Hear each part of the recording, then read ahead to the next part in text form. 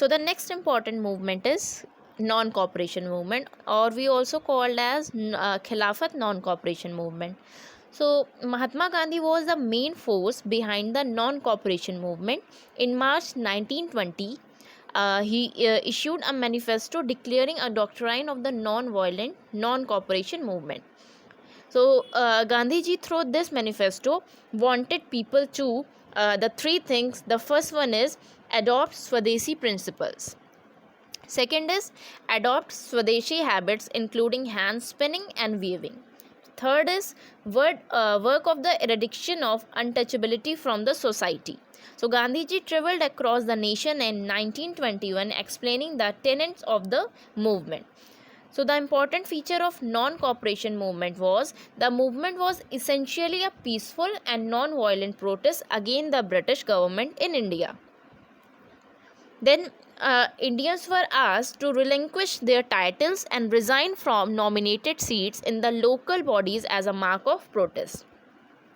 People were asked to resign from their government jobs and to withdraw their children from government controlled or aided schools and colleges. Then they have to boycott foreign clothes and use only Indian made goods. People were asked to boycott the elections to the legislative councils and then also asked not to serve in the British Army. It was also planned that if the above step did not bring results, people would refuse to pay their taxes. Then the INC also demanded Swaraj or self-government. Only completely non-violent means would be employed to get the demands fulfilled.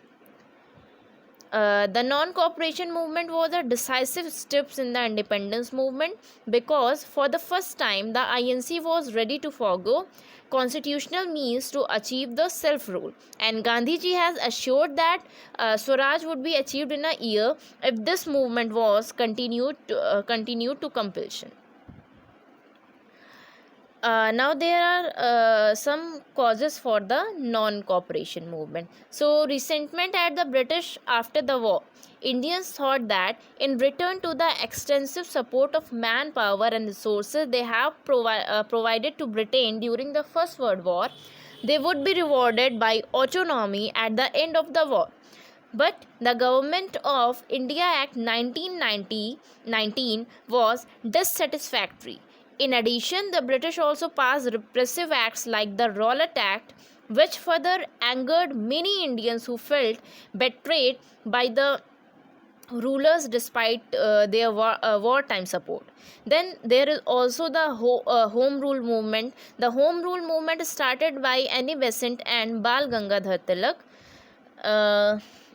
Tilak set the stage for the non-cooperation movement. The extremists and the moderates of the INC were united, and the Lucknow Pact also saw solidarity between the Muslim League and the Congress Party.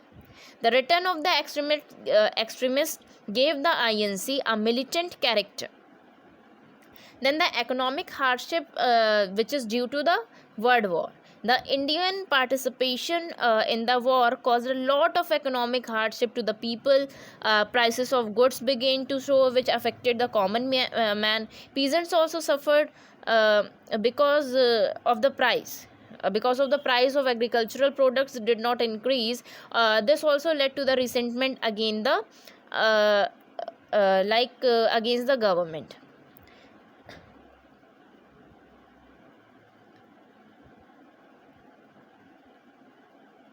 Then there are some programs of the non-cooperation movement like the boycott program and the Swadeshi movement.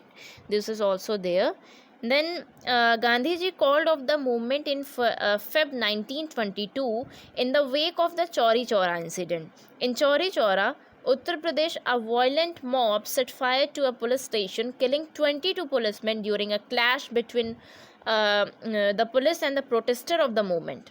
So Gandhiji called off the movement, saying people were not ready to revolt against the government through ahimsa.